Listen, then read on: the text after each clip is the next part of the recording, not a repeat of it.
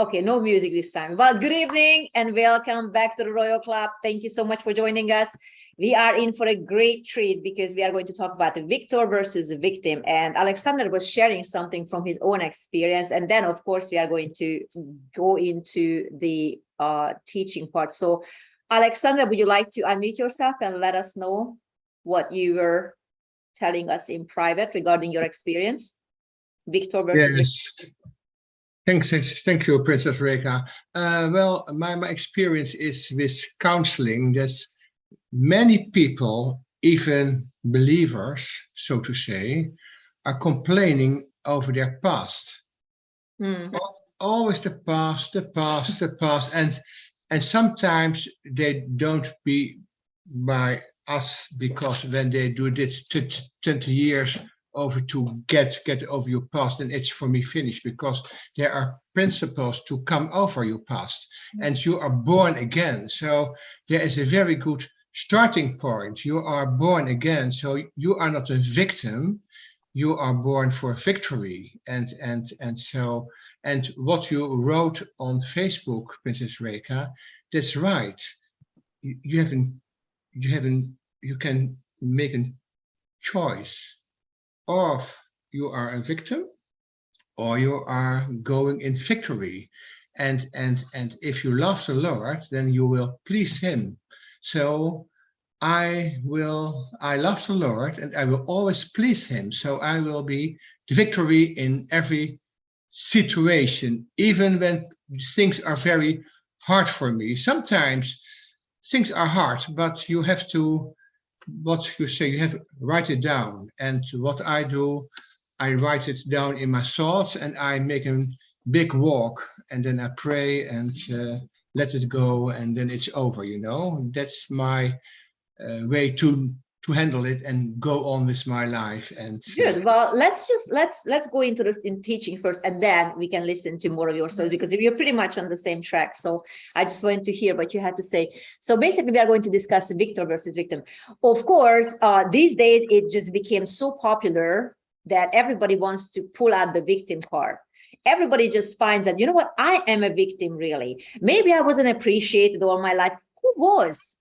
I mean, really, if I go around this, this panel, or anybody really, even in the neighborhood or down the street, everybody at some point felt like they were a victim, right, of some kind. Everybody has a bad story.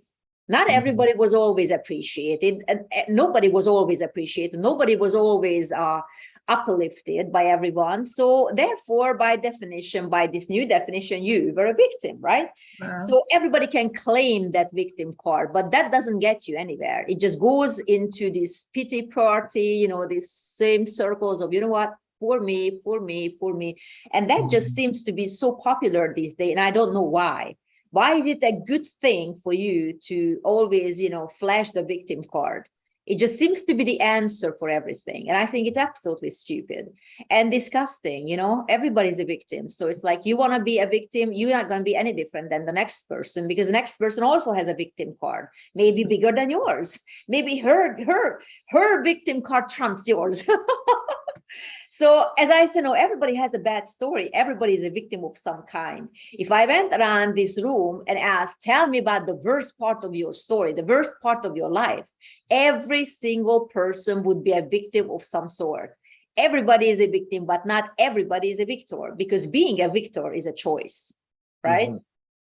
Maybe you were born into poverty, but you were loved by your family. On the other hand, maybe you were born into a very wealthy family. You were born into money, but you were abused by your family. So then who's the biggest victor here, right? Who's the biggest victim? You guys can all, say, you know what, I was born in poverty, but then, you were loved by your family. I was born into wealth. So, I've never known hunger. But then again, I was abused by my parents anyway, one way or another. So being a victim is life. Being a victor is a choice. Amen. Being a victim, it just happens. Nobody's responsible that you were born into poverty, for instance. So maybe you were born in a continent when everybody is impoverished, and we're not going to say any names, but there are some continents that are, not exactly on top of the financial charts. And there are other contents who supposedly are on top of the financial chart. So which are the biggest victims? It's your choice. It's your choice. So let me tell you about the victim mentality. Victim mentality. First of all, blame. Second, excuses. Third, denial. Fourth, attack. Let me open up each one. Blame. Number one, I have a problem, so I look around, who can I blame? If I am poor, this is because of wealthy people. If I am fat, it is because of the skinny people. No, it's true. If I am a woman, it is because of the man.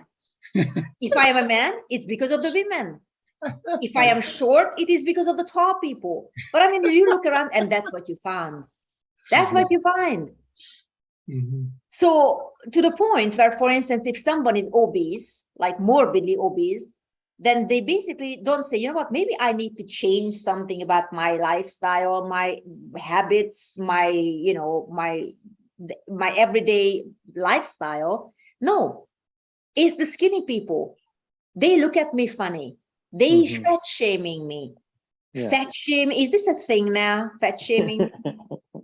I guarantee you it's not good for your health to begin with.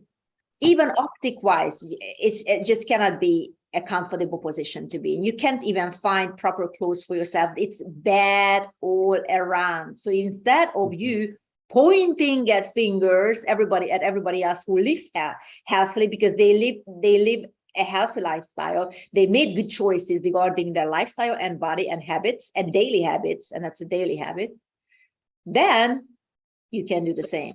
So that's blame shifting, always somebody else. So it's like, if you have a problem, it's like, instead of pointing your fingers inwardly and just looking at, maybe there's something maybe I have to change, it's so much easier to look around and blame someone else. So that's the victim mentality, number one. Number two, I cannot be a victor because of circumstances.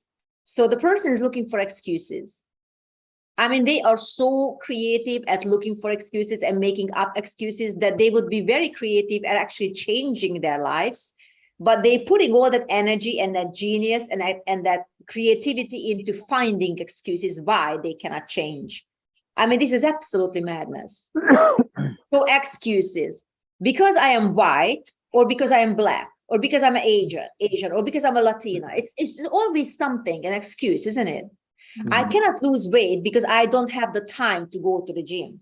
Well, guess what? Nobody has the time. Everybody has to make the time. Everybody has 24 hours, okay? Yeah. And I'm spending it at least 1 or 2 hours every single day on the gym, okay? Or on the water, or running. So people look at me and they say, you know what? It's easy. For you, it's easy. Because why? Because I'm skinny, okay? So I'm skinny because of what exactly? Oh, because you're lucky. You know, I find that the more time I spend in the gym, the luckier I get. Okay. Right. So, for instance, I have a very nice friend who is very, very skinny, skinnier than me. And she's a acrobatic. She's doing acrobatics and in circles and on, you know, in big shows and all that. And she's very famous too. And she's one of my gym teacher, one of my coaches in one of my classes. I do like 5 different type of, you know, exercise, very different. So she's one of those, one of the things that I go to her classes for. And she's very short and very skinny. And she also did ballet, which I did ballet as well. So we have like similar background to a point. And she's working with her husband. So the husband has to hold her up and hoist her up. And, you know, so she has to really keep her weight. And she just gave birth to a baby. She didn't gain much weight at all. Even in that, she was very skinny. She just, and I always thought, I've known her for years. And I always thought that, oh, she's lucky, because it's so easy for her to stay in shape, I'm sure. And she's like in her 20s. So that has to do with this probably.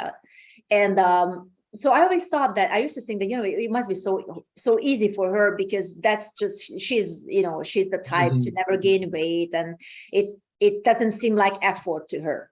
And she just told me yesterday, and it just made me think, like, yesterday, after all these years, I find that she's actually has to watch very much what she eats, because she gains weight easily. I would have never guessed. So what I'm looking at and thinking it's easy. Actually, there's a lot of hard work and hard denial, and every single day a struggle for her. I would have never guessed. Nobody would have guessed. But she's the type to actually gain weight. I would never, ever, ever in my life guess that this would be a.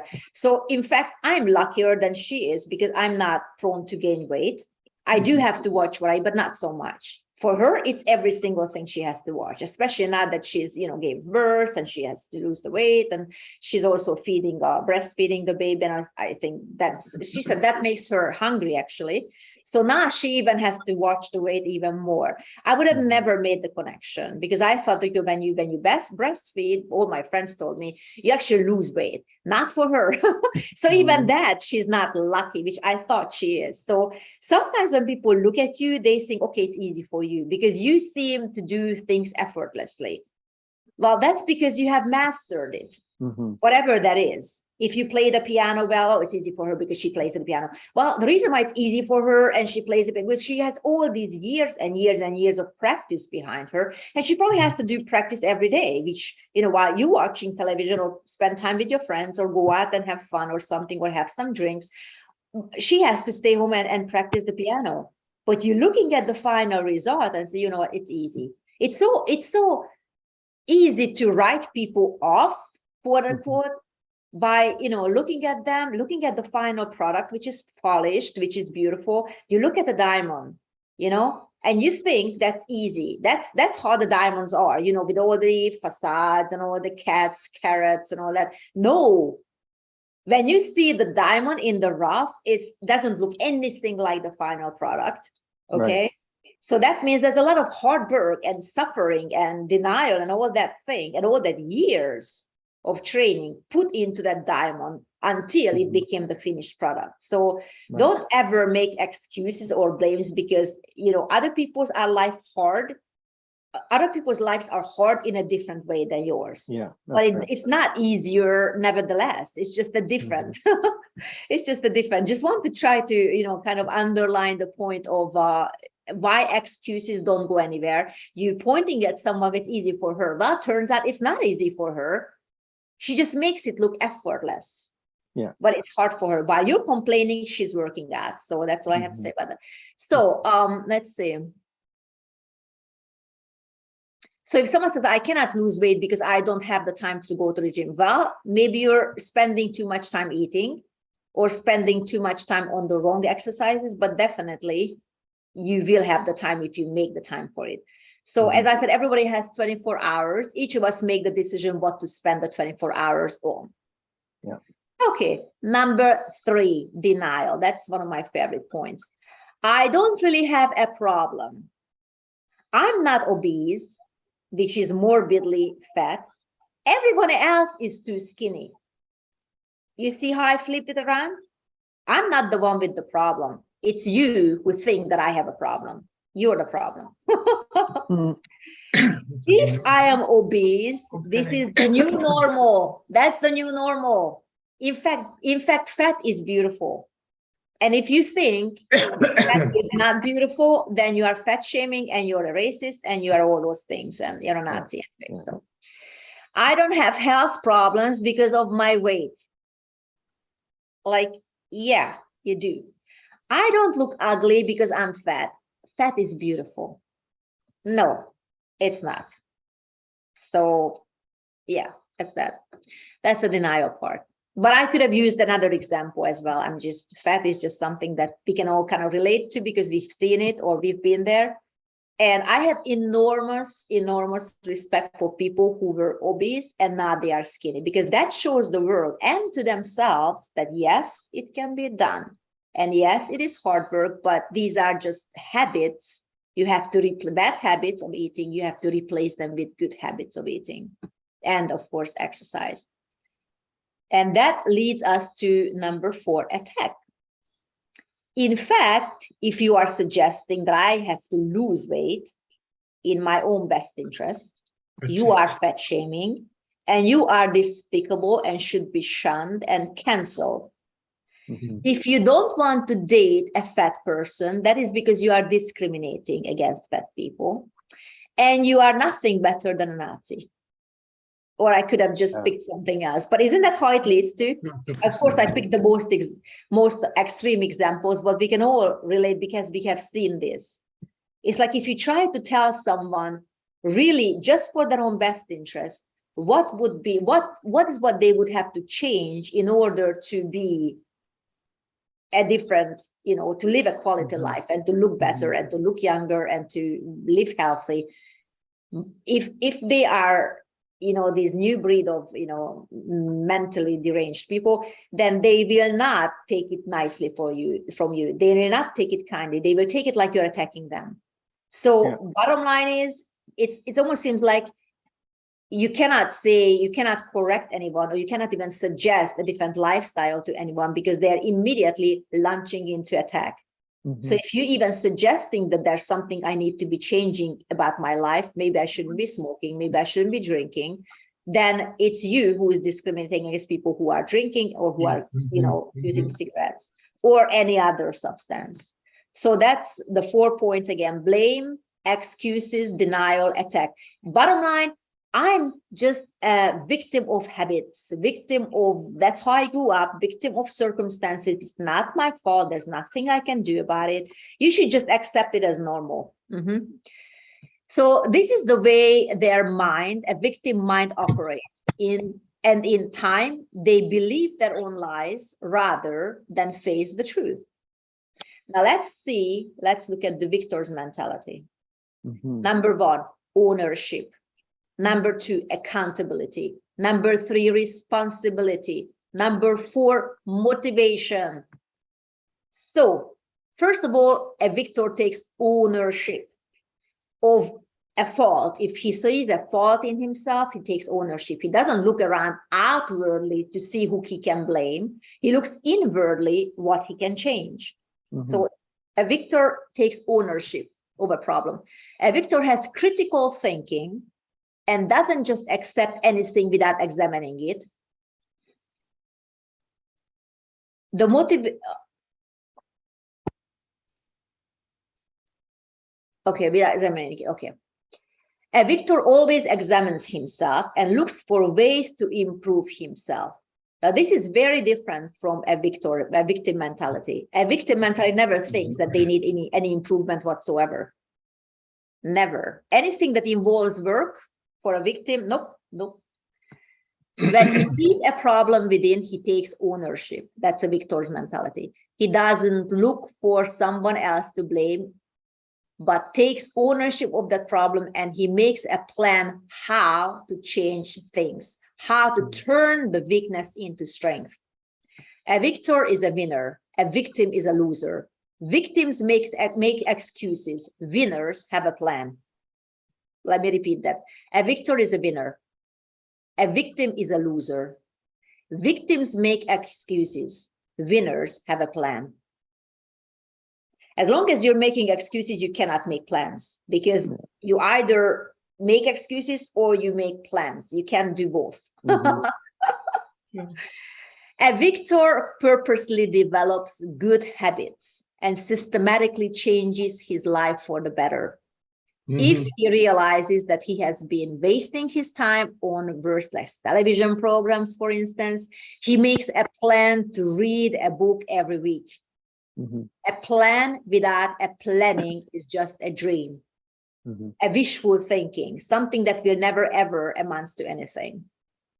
Second, accountability. A victor holds himself accountable as opposed to blaming others. Okay, a victor holds himself accountable. Number 3, responsibility. A victor takes responsibility for his actions and doesn't blame it on others or on circumstances. Fourth, motivation. A victor turns his tests into testimonies and uses his challenges to motivate others and shows others that if he could do it, others can do it too. There is no impossible or hopeless person or situation, but you are the creator of your own destiny, your own future. I want to encourage you with this. Every test in your life makes us bitter or better. Every problem makes or breaks us.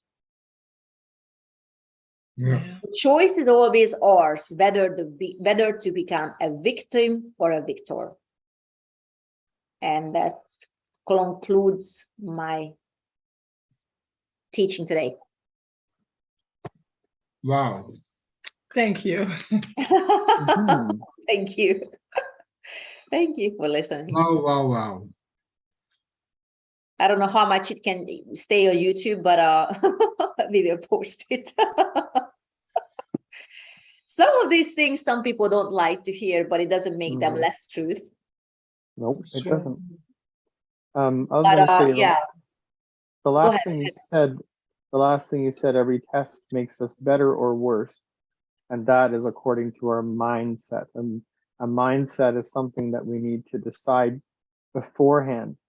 Or you can decide it in the moment, but there has to come that time where you make a choice of, you know what, I'm going to change my mindset. I'm going to look at how I can become better instead of worse.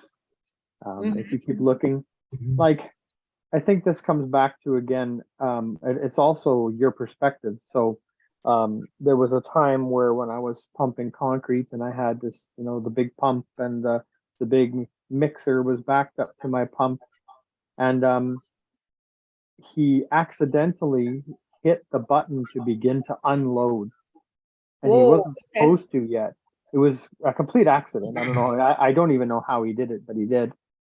And it was remote control, so he had that in his pocket. I couldn't even walk over and stop Yeah. it. He had it in his pocket. So he was, but the both trucks were loud. They were running. I was yelling at him at the top of my lungs to stop it. He couldn't hear me, Of and it course. just started to overfill my pump. I wasn't even pumping yet, and it just made this big pile. Well, finally he noticed and he stopped, and he comes over and he looked at that pile, and he said, "What am I gonna do?" And he began to panic. I didn't say a word. I walked over, I grabbed my shovel, I brought it back, while the other man is emptying his truck one shovel at a time, and you could see his face. And I said, "Look, I know it looks overwhelming, but I promise you, one shovel at a time, and you'll get through it, and we won't waste any concrete," and so on. And by the end of it, he's like, "Wow, that wasn't nearly as bad as I thought." So the more you stare at the problem, the bigger it seems to get. But the True. more you look at the solution, suddenly things begin to flow in that direction. So it Absolutely. has to do with mindset, it has to do with a decision, and then to choose, I'm going to choose for my life to become better, not worse. So that's kind of how I'm tying that together there. Absolutely. Mhm.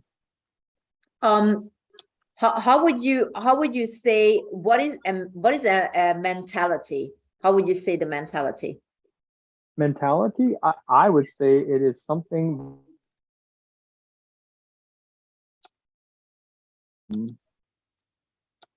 perhaps a person may not even realize that they're having negative thoughts. And once they recognize that they are, then they need to choose to weed them out. But that's kind of where I'm going with that. Is your thoughts. Yeah, and the things mentality that is you actually do. a fixed mental attitude. It's an attitude. Attitude. That's why, because in the beginning of your story that you said, you kept saying mentality, better you decide. This is something that you have to have in you before anything happens. Okay. This is how you. It's almost like a compass. You always turn it to north, for instance. Okay. Your compass is, you have to decide in you that I am a victor, no matter what happens. So when you arrive to a situation like this, what you just described, because you already did. I mean, even without all this preparation, you already did decide that you walk into that position, into that situation as a victor. You didn't have to decide it there because you already had this mentality, this fixed mental attitude that you are a victor, you are never a victim. And that's what people need to understand, that this is something that they they wake up with. This is something you go to bed with. This is how you sleep. This is how you wake up. This is how you approach anything. And do you know that everybody can tell whether a victor or a victim walked into a room, even without you saying a word? Just the way you walk, the way you carry yourself. I mean, look at Apostle. You would never mistaken him for a victim ever, ever.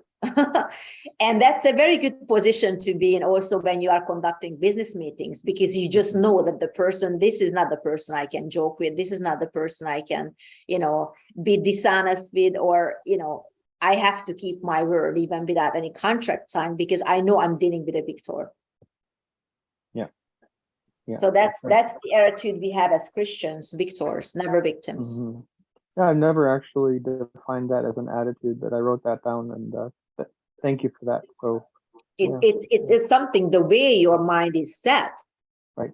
Because you have already decided when you got saved that I belong to the victor side, never to the victim side. And there's another thing, that nobody can make you a victim without your consent. Right. Not a situation, not a person, not a system, nothing. Apostle has this wonderful sentence. He said that no system ever designed can make you a failure. There are many systems who are designed to make you a failure, like socialism, for instance, or theocracy or dictatorship, but they cannot, because you are coming from a higher governments. Yep. That's very true. You know that your life has one direction only, upward and forward. Whatever happens to you, it doesn't happen to you, it happens for you. Every stumbling block is a stepping stone for you, for your success. That's the mentality, that's the attitude you have as a victor, even if you're not Christian, but especially if you are. Right. Yeah, to teach us how to overcome, to teach us how to pursue, and how to succeed no matter what obstacle is set before us. You already look at this situation like it's already finished, it's already done, because it's like you may not know what happens next, but you know that it's going to be okay, because you already read the end of the book. So it doesn't matter what happens, you always have to come out as a victor, never victim, because you know the book. Right.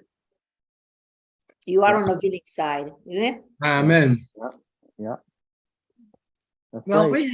we had a lot of people here in our living room who are not so convinced of, I've read the book and I am a victor.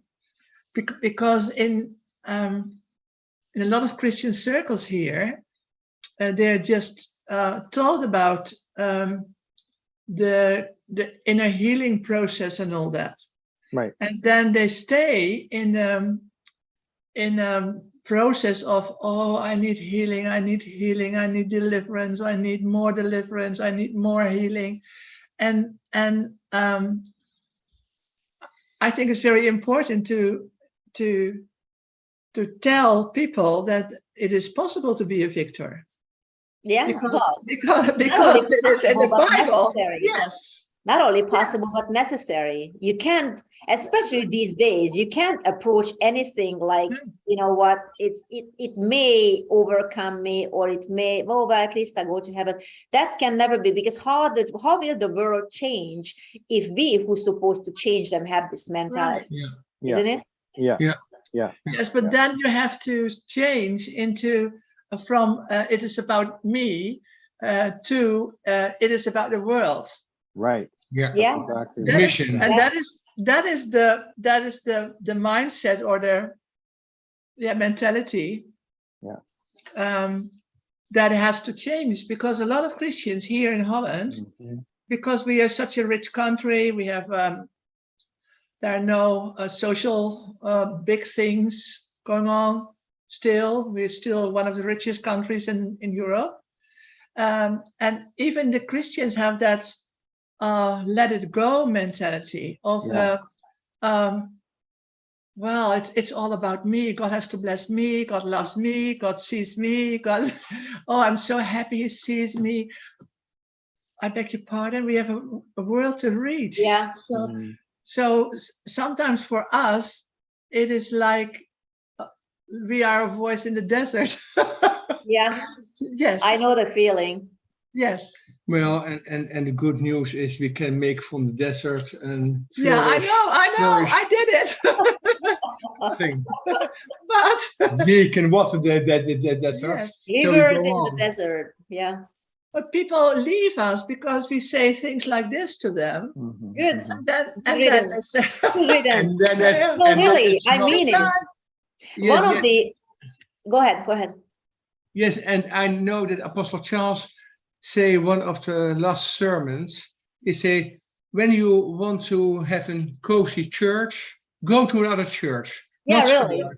This Really. church is not to be feel comfortable. This Exactly. church is to reach out, to Yeah. mission focus, to reach And people. basically to expand you, to expand. expand. Expansion is usually not very comfortable, but And it's necessary for growth. yes, it is. yes. And last time we taken woman with us to Germany, and I thought that person, I give you a warning. If you have medicine, then I don't have many medicines, but I know that Usually when people take medicines, then people take medicines. You have some writing thing in it. Then you can read all the things Yes. that's working or not. So I give her a little nugget. Say, if you go with us, it costs you your life. Are you willing to lose your life? That's what I say before we go to Apostle Charles to Germany, because that's what it is all about. Do you want, for me, the same, do I want to lose my life? yeah. Jesus gave his life to his Father. He said, not my will, but your will.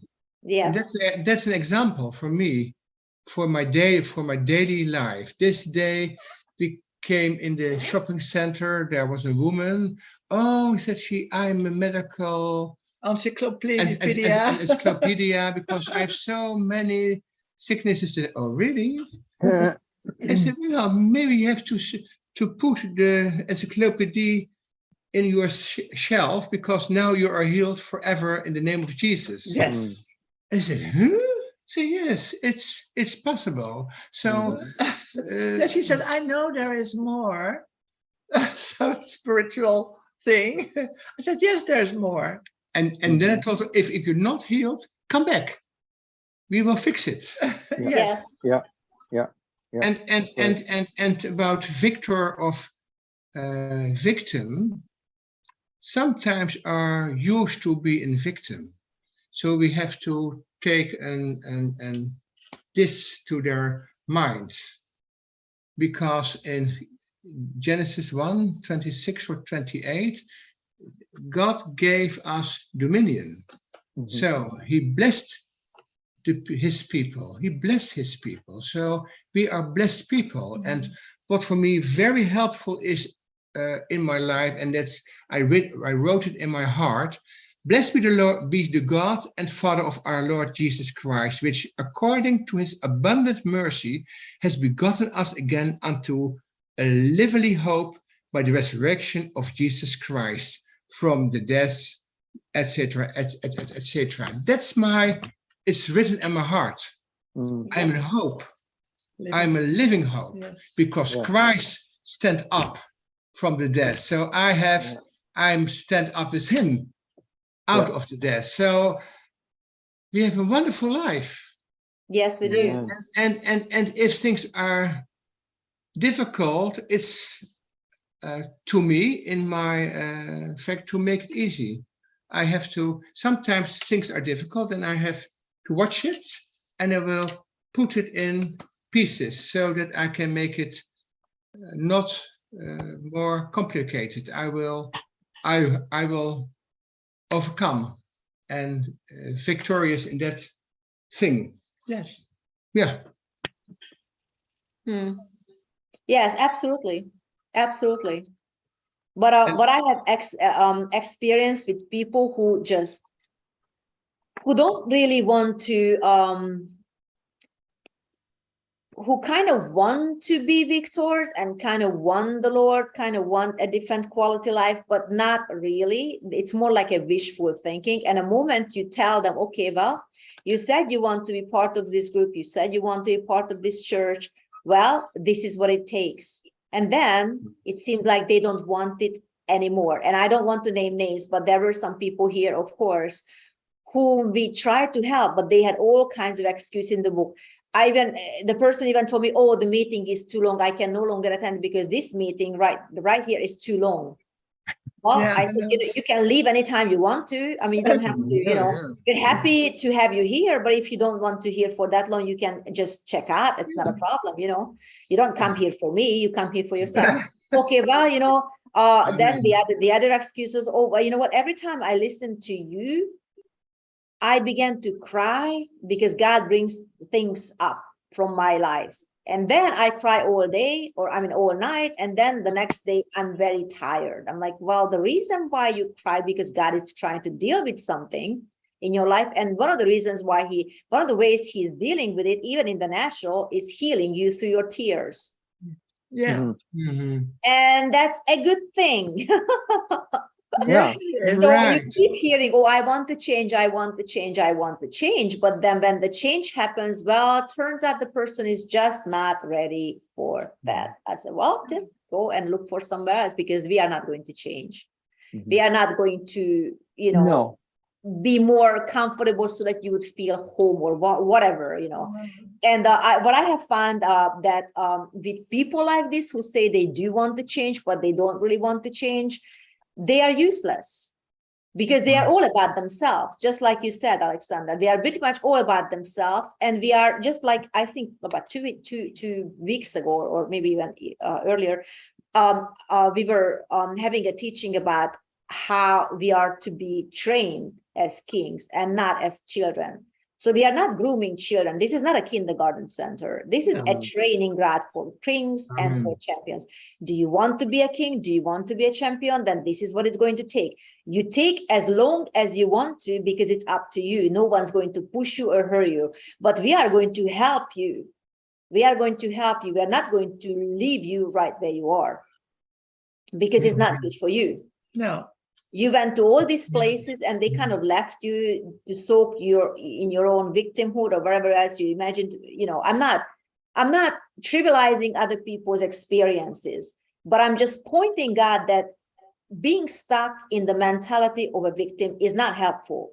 Not helpful to you, and you're absolutely useless for anything else, because you are always centered around yourself and your well-being and your enough sleep and this and this and that.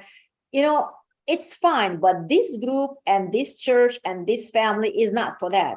No. So then rightfully you have to go and look for another place where they kind of accommodate that, but don't expect us to go backwards. We're not going to go backwards. No. They're not made for that.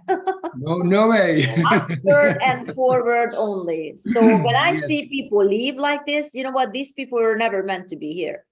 That's my first thought, because if they were, they would still be here. Yeah, right. Yes. And I know many people cannot join us because of their work, and it's middle of the day for you guys, I mean, for on the other side of the pond. So I accept that, it's not a problem. But I know they are watching it, later on, either on YouTube but also on Facebook, and they report back to me how much it helped them. So I'm not worried about having 4 or 5, or 10 people and not hundreds, because we are reaching hundreds. In fact, look at all the downloads. And that tells you how many people it help, and the messages they leave either privately or publicly. That's all about. We are helping people. One person at a time. So never worry when people leave. Never worry when people leave. God arranges other people who are useful to come instead of those people. And many times what I have experienced is that some of these people are almost like gatekeepers. As long as they hear, they somehow take up the space in the spirit. So others who were supposed to be here cannot come. But the moment they leave, others come in. Fresh blood. Yes. Never worried when people leave. We have there's a program here in the Netherlands, and that goes like this. There are 10 or 15 people, normal people, and they go through a process of being trained as a commando in the Oh, wow, okay. special That is forces. a really fine Special forces. program. Really? So they go. They want to do this, but Yeah, some have a mindset that they have to quit the first day, Wow, and okay. and it's all what we like to watch that program, because it is all about mindset. Yeah. When you okay, these are people who are normally fit and of course do a lot of work fitness and workouts. Yeah. So they are not like unprepared people, but Yes. still they have to go through really difficult corporately difficult moments, like Yes. a march in the dark and of long hours, and then pull a lot of weight up a mountain, and then help each other. And no sleep. No sleep. Oh, So it's really I couldn't take that. That's what I would give up. Sorry.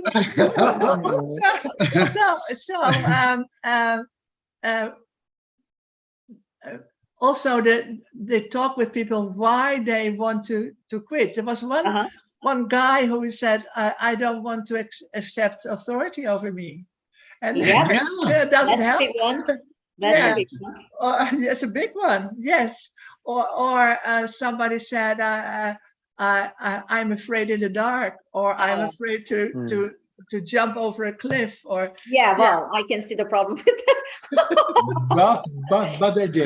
These fears are kind of instilled in us to protect our lives for a reason. So I don't think they have to.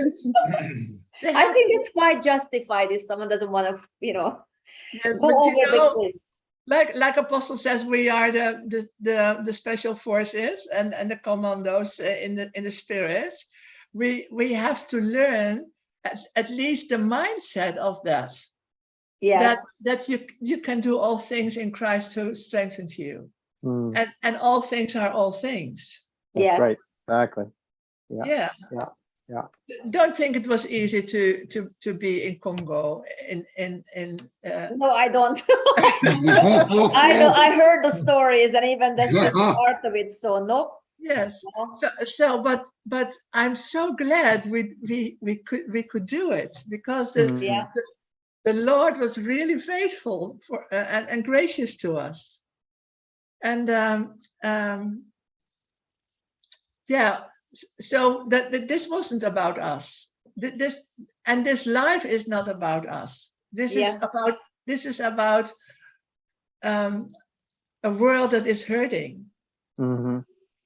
Yeah. And I was so glad we met this woman, because a week ago, there was a woman, and we did not talk with her about healing, and we said to each other, it will never happen again. Yeah. We will talk about healing to everyone who needs it. Yes, we will be bold. Yeah. We really decided that we never go out of the way anymore. No. And so we got. So this woman was talking this day at the Winkel shopping mall, and okay, I go. Alexander looked at me, and I looked at him, and we said to her, from now on, it's over. Because if we doesn't do that, then hope is lost on that moment for that person. Yeah. Because that person can accept the hope, or can, even with victims or victorious people, you have a choice. Also, people that you bring in good message, they have a choice. And if you are bring the message friendly, in love and clear, then they can make a choice. Yeah. Right. Absolutely. So, One of the things I think is a key is, of course, we want to help everyone and we are doing our best to help everyone. But one of the things that I have learned from Apostle, because I specifically asked, I wanted to help this particular person, but were others too. But I know this particular, I really wanted to help because I really believe that person to be very, very just valuable, you know, on a huge level. And but he just wouldn't want to accept any help for pride, for reasons of pride. And I was asking Apostle, so what do you do with someone who desperately needs help, all the help he can get, but he's unwilling to receive it? He said, move on to the next. That was his answer. I thought, no problem. Yeah. So that really much put me into my place. And I always remember this. Every time I try to, you know, help someone and the person doesn't receive it the way it's supposed to, how I know it's supposed to. So basically, you know, once someone says, you know what, you know, like this particular person that used to be here, we tried everything. We couldn't help the person. So eventually we just had to, you know what, we bless you, but you need to leave, you need to leave. Mhm. So I'm not going to go after the person. I'm not going to, you know, it's like, there's nothing. I did what I had to do. And then the answer was still no. I move on to the next, because there are plenty of people who are desperately wanting for you to help them. And yeah. as I said, some of these people are almost like corks on a bottle.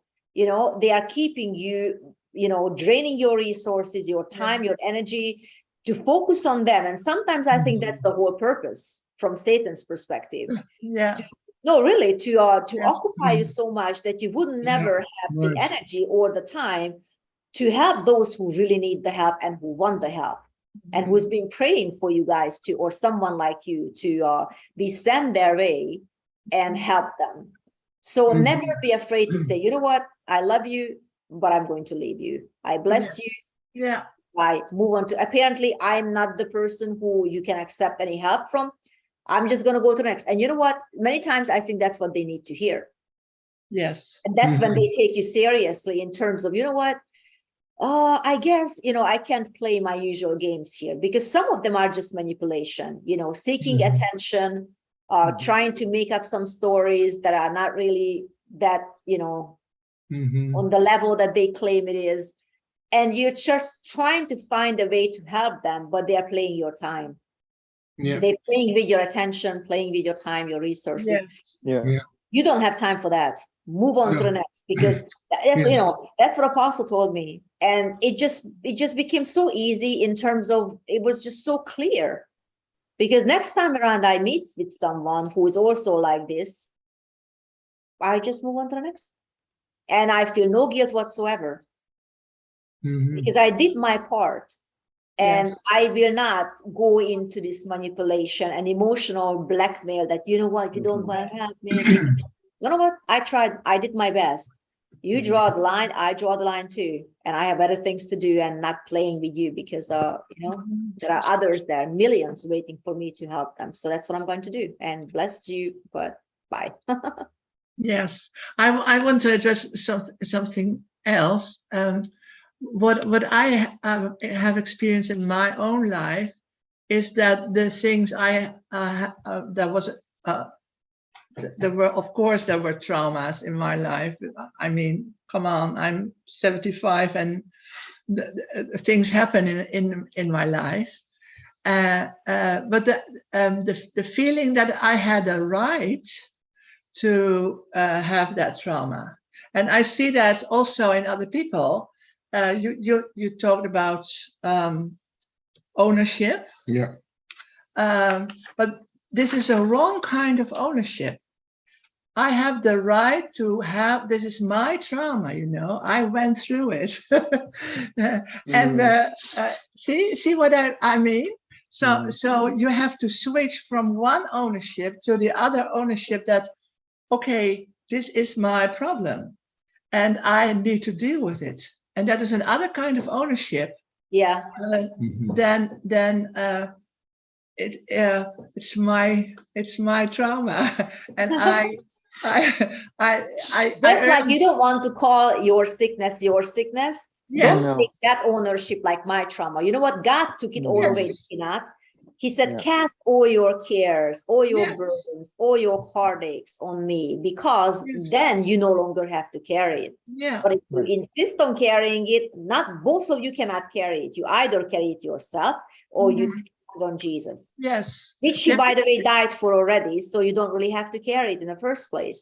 Mhm. And that is the thing, you know, because I have been I've been in a wheelchair, and I had this fibromyalgia thing, Yes. and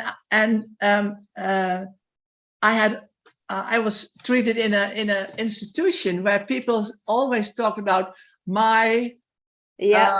my arthrosis or my Yeah. fibromyalgia or my complaints, or it's not mine, and I had to That's right. decide it's not mine Mhm. anymore, because it's Jesus who took it, That's and right. that was the shift. Yeah. Yes, that that your was shift. definitely the That was your shift. shift. Yeah. And, That's right. and it's so wonderful to know that. Okay, it took me too long. Actually, I could have this much earlier, but yeah, I finally I got it. The main thing is that you got it in the end. Yes. And now Amen. you can help others do it quickly because you have gone through all that, and you Yeah. needless, you have gone through all that. But yeah, whenever we talk about trauma and casting it on Jesus, or and ownership and things like that, we don't question that people go through things. We don't No. even question our own experience. We No. question, we understand that, and we see the value in that, and we don't doubt it for a second. And some of the traumas people go through, I mean, I can't even begin to think what that, because I've never been there. But I have been through other traumas and other situations that maybe you haven't been. So all I'm Yeah. saying, everybody is bringing their own comfort with the comfort. The Bible says that with the comfort we have been comforted, we are comforting We can others. yes. And look at It's- Jesus. He didn't have to go through all the sins and all the traumas in order to feel Mhm. our weaknesses. right. That's what No. the Bible That's says. right. So Mhm. for those of you who are there who might think, you know what, how can I minister to someone who went through, for instance, a rape, or traumatic situations, or a car crash or something? You don't have to go through that in order to minister. But if you No. have gone through that, then all the more you can minister. It's not a prerequisite. It's not a requirement. So No, never it's- nullify your experience or exalt other people's experience over yours, or believe this lie that you cannot help others unless you came from the same place. It's not true. Otherwise, we would all be abused. Mhm. And that's, I mean, that's not, I mean, how do you minister to an orphan if you yourself are not orphan, but you were born Yeah. to do family? That's not how it goes. That's not how it goes. But Jesus ministers through That is the us. same. That is the same as people tell me, "Yeah, Frida, it's very easy for you. You have such a wonderful husband, and you have children." Yes, you do. I am single, and so much more difficult for me. You have other challenges that single people don't have. So it's like each of us have their own Yes. things, isn't it? Yeah. Yeah. Yeah. And during our conversation together, I was thinking on a Bible verse, speaking to yourselves in psalms and Yeah. hymns and spiritual songs, singing and making melody in your heart to the Lord, giving thanks always for all things unto God and the Father in the name of our Lord Jesus Christ, submitting yourselves one to another in the fear of God. Amen. And it's not a luxury that it's written down by Paul. We need that to have songs and psalms and tell each other from the good things of the Lord that he did in our lives or in your life. It's necessary to tell each other how good it is to have a living with the living Christ in our daily life. And Yeah. that's what is all. And then trauma are melting as snow in the sun. Yes. I like snow in the winter, but in the You summer, don't like the melting. well, yes, We don't like Well, snowflakes. but that's what I. So it's good to say positive quality positive things Yeah. that build each other up. And Right. I'm always looking in persons for gold. I always Yes. sometimes people come in our life and then people told me, hey, do you see that in that person? I say, yes, I see that. I see that and that person had that quality. And you know, it's that's my heart, to lift up people. Yeah. Yes. To always see if people are low in life and struggling, then I will see some light in them, and a Yes. little bit light can make the light bright, but they have to see it. So Yes. sometimes I say to people, you know, do you have one moment? Can I tell you what I see in you? And then I tell something, and then their face are changing because Yeah. I have attention for who they really are. And then I say, oh, I have never seen that in myself, you know? So it's good when Yeah, people are it's good. I'm glad you mentioned that people don't see it in themselves. They need Yeah. someone to tell them, isn't there? yeah. Very important. There was one man, I told him one moment, I found you so very special man. You are so special in friendships. And then his reaction, oh, wow, my father never told me this. Yeah. I was surprised, to be honest, but he was lift up, you know, Yes. and I think we can make from victims victorious persons if they want, what If you they say, want. Princess Definitely. Reka. But there's always hope to challenge people to make other thoughts in their mind. I'm glad you mentioned that. And while Frida was talking regarding what people want, whether they want to be a victim or they want to stay a victim or they want to be a victor, I can tell you a story from a family that I know well. The kids grew up in horrible circumstances. The parents were not expressing their love very much. It was just basically every kind of abuse. And a brother and a sister. They came from the same background. In fact, the girl was more abused than the brother, but they nevertheless grew up in the same environment, unhealthy, dysfunctional family. Christian, nevertheless, but dysfunctional. Imagine that. So, but what I can say is that the girl wanted to get healed. And she went through all kinds of counseling, and I spoke with her, so I know the story well. And the brother didn't really seek help. Somehow he thought that he can either solve it on his own, or he is maybe not that damaged, or just. But looking back, and now they are in their 40s or so, and I can see how the two lives coming from the very same environment went very differently. The woman, now of course the woman grown up completely healthy, you can never tell by looking at her that she came from this very damaged, very horrible family. The guy who was less abused, in my opinion, because I knew the story, so in my opinion he was less abused. He is worse off than when he was, because he never really sought help. But the reason behind it, because he wanted to hold on to the past. He wanted to hold on to his trauma, just like what you said, Frida. Yeah, He wanted to hold on to the victim mentality, even though I never heard him say these very words, victim, but nevertheless, the whole attitude seems to be that of a victim rather than a victor. And just all in all, never forgive the people. He still blames the parents. She doesn't. She has a very good relationship with her family, the ones who abused her. He doesn't. So just to see how the different mindset and the different, just a different mindset basically ended up in very, very different ways of life. Amen. And coming from the same exact same surroundings with the same people, growing up in the same family, same dysfunctional situations.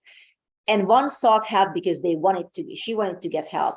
She wanted to be made whole. She wanted to be, she didn't want to hold on to all these, grievances. Not that they were not real, but she wanted to be made whole. And he didn't.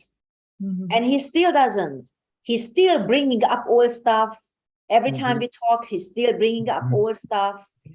I said, did you ask for help? No, he didn't.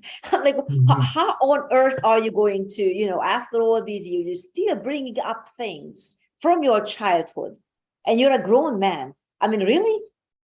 And his whole life is a mess because of the same victim mentality, even though he never says he's a victim, but nevertheless, he doesn't let go of the hurt. He doesn't, I never heard him forgiving his parents. And because he keeps bringing up the old stuff, I'm assuming he never forgive the people. So just because you came from a certain situation doesn't mean you have to stay there. If you want to move on, you can always move on. And God will bring you in your past.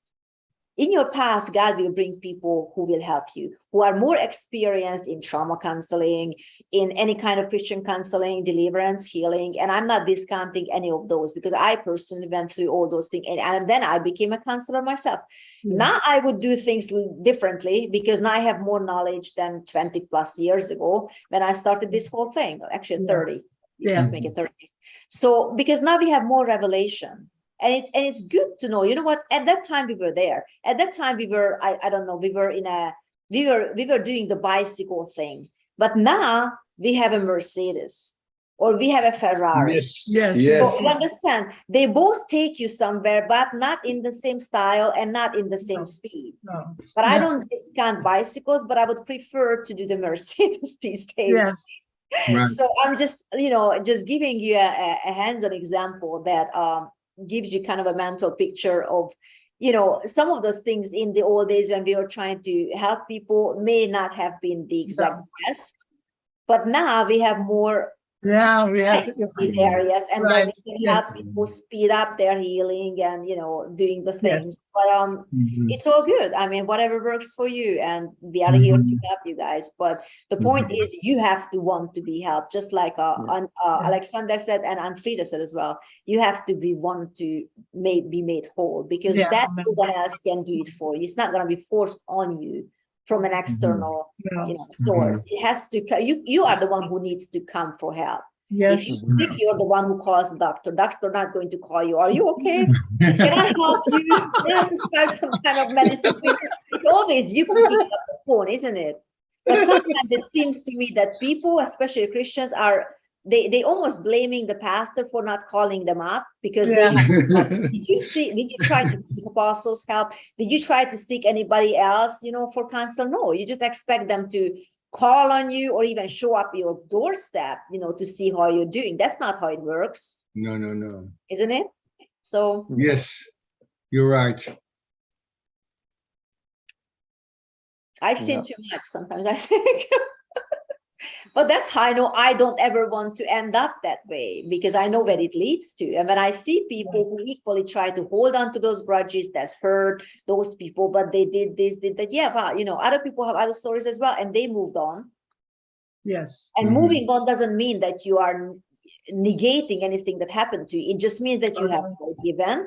And you release them into God's forgiveness, and you release them into God's hands, and then let God deal with them if they have not apologized from you. But you, as far as you're concerned, you are in charge of your own life. You stop blaming yourself. You stop blaming others. You stop flashing the victim cards left, right, and center. And you are making a conscious and very quality decision that you are going to be a victor from now on. That's what we're talking about here. Yes. Yeah, I wanted to add to that too, where some time ago, I had kind of gone back and kind of looked at my past and was kind of embracing the old man. And the Holy Spirit, I was in a prayer time, and the Holy Spirit showed me a vision where I could see my old man that I was dragging around with me, and he Bless said to me, "Yeah, bless you. Are you good? One more." No? One more. But he said, and I could see the old man, and I could see that he was dead. I could see that he was smelly. I could see that he was rotting. And he says, "Why are you carrying around your old man?" And when I put all those together, like it actually kind of disgusted me. And that's really what happens when we carry the old like that, when we try to carry it with us. It's a dead thing. Yeah, it is. Past, it's gone. Use that for fertilizer to grow. Don't try to hold on to it and keep it. It really only reminds you of death. It kind of changes your perspective in a negative way rather than a positive way. You're not allowing yourself to grow and to be moved from that. And that's it. It's very important to make that decision to say, look, it might be hard because I've known myself this way for so long. I've associated myself with this, but if you're not growing, you need to make a change. That's you need right. to let it. You need to let it go. You need Yes, to amen. seek help if that's what it takes, right? And I was going to say, tying with that actually is when you mentioned victim and you said blame, excuses, denial, and attack. And I made a note there on attack where I put bitterness. And Jesus said, "Let no root of bitterness be in you." So why in that case would a person be bitter? And I think a lot of it has to do with jealousy. And they're kind of angry that, well, you have your life together and I don't have it, but it's because of this and it's because of that and it's because of this. And now you become this person to attack, and how dare you try to compare your life? Listen, I'm just trying to help you. Yeah. You know, you're in darkness. I have light. My light is the light shining out of me is exposing this thing for what it is, and you don't want to go there. Exactly. Because probably because it hurts. Probably because you've been holding on to it for because so they long. prefer to hold on to their hurt. And moving on will mean that they will have to let go of the hurt, of all the bitterness, and forgive the people. And that seems to be a touchy subject for people. Yes. And it's just the most ridiculous, quote unquote. It's really pathetic and sad. You know, when a grown-up person keeps bringing up their childhood. Childhood, really? You want to talk about mine? This is what I began with, the whole thing. Everybody has a sad story to tell, but that's not what we choose to focus on, isn't it? Yeah. No. And so if you surround, sorry, go ahead. I missed that last part. Oh, it's a choice. It's a choice. Yes. Yeah. We don't focus on, you know, where we came from. We focus on where we're going. And if you that's a good one. Yeah. And if you refuse to let go, then you're going to begin to surround yourself with people just like you. And you'll never move forward because you're all speaking the same thing and you're all speaking about your hurts all the time. Yeah. Well, even a person who has a hurt and they decide to go to the hospital, they don't go to the hospital to talk to the other patients about how they're hurting. They go to the one. They go to the one who's going to help them. Very good point. I'm glad you mentioned that. Yeah. So a very good point. It's almost like they all stewing in the same stew, isn't it? Yes. You can thank the Holy Spirit for that. He's really smart. This is one of the things I have noticed, that people who keep dwelling on the past, on past hurts, bitterness, you know, and of course unforgiveness, they eventually become alone because nobody wants to be around that. Yeah, nobody wants to be around that. Hearing it year after year, day after day. Same story. It's terrible. Nobody wants to. And then, of course, the person feels even more hurt because now my friends abandoned me. But the reason why I abandoned you because you keep bringing up the old stuff. And everybody's tired of hearing that. Everybody's gravitating towards people who were down at one point, but then they made it. So maybe you were a victim, but now you're a victor. And this is, again, your test became a testimony. Something people can aspire to, something people can look up to and say, you know what, if she can do it, I can do it too. and internalize your situation and say, you know what, I can dig myself out of this situation as well, but I have to change my mind first, that I want to move on. It's a testimony, but keep digging up the old stuff. It's going to be boring and tiresome for everybody else, and I can't even blame them for it. So I always see people being alone, those who are bitter. Nobody wants to be around bitterness. It's horrible. Yeah. Right. Yeah, Victor is a choice. Yeah, I'm just looking at my notes again. I'm going to post the whole thing up on the group so you guys can. Yeah. That's why I like to write it out, because I know I can just share it and then you guys can take it and teach it in your own groups, and I know it will help you. Meanwhile, I want to give out a shout out to Pastor David, who's watching us. Hi, David. Next time he's going to teach us something along the same lines, he said, because he was supposed to be on today, but he moved. He travels with his family to Portland to be with Apostle. So next time he's going to do it. But he just wrote me that they are watching it on YouTube. So that's a good thing. Well, I'm sorry. Go ahead. It was very helpful, the 4 points in positive and the 4 points in the victims, to make it compact. So it's very helpful. It gives me this evening new insight information. Praise God. About, yes, especially about attacks. Think, that's that was rather than changing myself, I'm turning the table around and I'm blaming you for wanting to help me. Oh, that's very original. Thank you very much. It's not like we haven't encountered this before, have we? And Alexandra, you had mentioned earlier about hope, and you kept talking about hope. And I'm just going to post it here in the chat. But I had a pastor who kept saying in Zechariah 9:12, it says, "You prisoners of hope." And I really latched onto that, because if you're going to be a prisoner of something, isn't hope a good thing to be a prisoner of? Oh, yes. It doesn't matter what situation we're in, we have hope. Yes. Amen. We're locked in. So I thought that was actually really good. So yeah, just wanted to add that in there.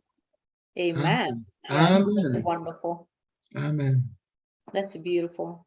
Praise God. Anything else you want to add? We have S's iPhone with us. Would you like to say a few words, SC? Yes, I haven't joined in a while, so I'm just really hello. Yes, I didn't join too early, but I caught the last few things you said about offenses and bitterness and letting go, which is it's good. Are you part of the group as well? Are you part of the group as well? What group? Sorry. It's a Facebook group, because I'm always posting the teaching there, in a written form. No. Yeah. Let's see if I can. Because it's a private group, but how can we get in touch with you? You can find me on, you know what? Okay. You can find me on YouTube. Reka, I can add her because she's on my Facebook. Oh, wonderful. Okay. So that would be. So this way you can always join us. Join. All right. Thank you. Yeah. Wonderful. Anything else would you like to add to what you've heard? No. We were talking about victor versus victim. Oh yes, I joined in late, so. Okay, no problem. You can always review it on YouTube later on. You know that. Right. Thank you. Lovely. Yeah, wonderful. Anything you would like to add, Alexander or Frida? Yeah, something for you. No, it's. I was looking for AC in my phone. I was just while you were speaking, I was just wondering that, going through those checklists, almost like those 4 points. I think some people don't realize that they are going through those things. Some people may not realize that they are in fact playing the victim. or playing the victim. No, they No, don't. no. Sometimes I think it's a good thing to even show this to them. Well, could it be that this, and then maybe they can realize that, you know what, maybe I am portraying myself and even seeing myself as a victim as opposed to a victor. Yeah. So it might actually help people too. Or they get angry. They get angry. Well, if they get angry, we know why. Yeah. Angry It's so- people, they don't want to change. They don't want to change. It is so wonderful that the word says that he causes us to triumph always. Amen. So in Christ. So it's always possible to be a victor. It's always Always. possible. Yeah. Because it's We his are- nature. Yes, but it's so important to know that it is possible to be a conqueror, Mhm. and that there's always hope. Yes. That's right. That's right. He has made us overcomers. We are more than conquerors, in Yeah. fact. Amen. Yeah. Yes, strange enough, I was thinking about a very old movie, and it was about China. There was a teacher, and she brought her Christian child over mountains in a safe area. There was something happening in that thing, and what was bother me, that the teacher take the risk to have a very big group with her through the jungle with Yeah, all the children. Yeah. There were little children. It's a Huh? book also. There's this book. I don't know the name of this movie and the book again, but it's yeah. But it was so victorious because she reached with all the children the safe lands, so Wow. they were safe. And one teacher had a vision to bring all the children in a safe area, and so that must be our vision too. Let's bring people to the safe area. Let's see how we bring the people in the wilderness, the world jungle, so to say, to the safe area, and then God can place them from the kingdom of darkness to the kingdom of his beloved Son. Absolutely. When you do remember the movie, then you can just post it on the group. Yes, So they can look at yes, I will look again. It was years ago, but Yeah. it was really touching my spirit deep. It is. It sounds like a true story. It is. It Yes, is. thought yes, so, it yeah. is true story. Yeah. Yeah, it was really, and that's our, because we are going to Germany for this weekend, and then when the apostle go to Germany, we will be there too. Wonderful. And then On all the tour? yes, On all the courses? How wonderful. Okay. yes, we decided. Andreas asked me to come. So Of course. yes, let's do that. So not Africa, but Germany now. That No, is yes, and what Africa brought me was I have seen people in many circumstances, but if they know the Lord, really, they were happy. You know, they were strong, they were gorgeous, they were victorious, and they going on with their way with the Lord. And that I saw in Africa many people, and they invite Apostle Charles, and they have the good news, and they go further. Yeah, It is about Gladys Aylward. Yes, that is. Yeah. Yes, that's it. And she was a missionary. Well, I'll try to figure it out. sure, no problem. Yeah, So Very interesting. it is. yes, it was very, and you know, when we are speaking together, then sometimes it comes. The end of the sixth happiness. Yeah. Say it again. The inn of the sixth happiness. Oh, okay. I don't think I ever heard of it. Oh, it's Yeah. really, it was crying on the end for me. Wow. It She was a so, missionary. it was so good, but the children were in danger. So Yeah. they fixed it with all the children and it was not an easy job to do so. And I think she was a woman of prayer. So Yeah, she was a missionary in China. So she did. Yeah. It is the actress Ingrid Bergman. Yeah, I've seen it. Yeah. Yeah. One of That's my wonderful. Okay, favorites. I'm glad you mentioned that. Yeah. Okay. So and it's nice to be here with all of us here this evening. It's good to be here. And what you say, Princess Reka, that's right. Many people will watch afterwards. Yeah.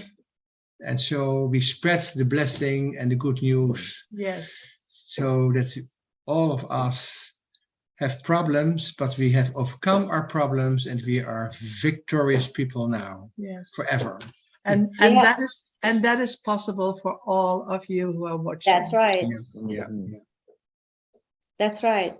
No problem is too hard for God to fix it, but he needs your yes. Amen. Amen. Yeah, Apostle always says that what was I going to say? I forgot. Because I was focusing on the movie and I just found it so I can post it so everybody can see it. But yeah, when I remember I will let you know. But yeah, definitely it's possible for everyone. And we're here to help, but of course everybody has to want it. Amen. We don't make any decisions for anybody else, but you're welcome to reach out and seek for help. So any last words, anybody? I said my last word already. You spoke your speech. Thank you. Thank you so much to make it available. Yeah. Thank you for being here. So wonderful. Mark? I was just gonna say I missed last week. Oh, yeah, that's right. Yeah, thank you for being so understanding and so flexible of you. It's fine. And yeah, and but I'm very thankful to be here today and that we're Same here. back at it again. I was always just look forward about to it. go online when Anna messaged me and said Apostle is also, just about to go online. Oh, but you know what? Let's just cancel this and then let's all migrate over there. And I'm so happy that you guys are understanding and Oh yes. Of course. Yeah. That is also honor. Yeah. Yeah. Indeed. That's right. Exactly. It is. Indeed. Yeah. It is. Yeah. Praise God. So we can conclude. If we don't have the music, that's fine too.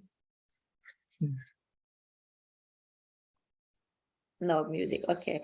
Well, thank you so much for joining us. This has been another edition of the Royal Club, and we have discussed victor versus victim, and you choose what you want to do. You want to be. You want to be in your life, and the places you want to go to based on your decision and your mindset.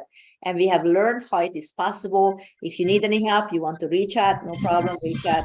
And we will be happy to help you. And we'll see you next time, hopefully with Pastor David, next Wednesday, 8 o'clock CET or 2 o'clock 2 o'clock at Eastern Standard Time. So God bless you all. Love you guys. Have a wonderful week.